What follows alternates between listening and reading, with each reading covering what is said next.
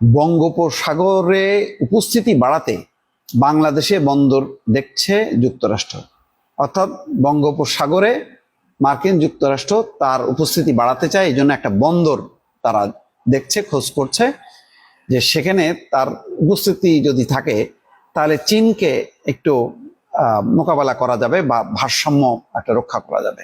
মার্কিন যুক্তরাষ্ট্র একটি বন্দর স্থাপনের জন্য কোনো পদক্ষেপ নেওয়ার আগে প্রথমে সব দিক বিবেচনা করবে।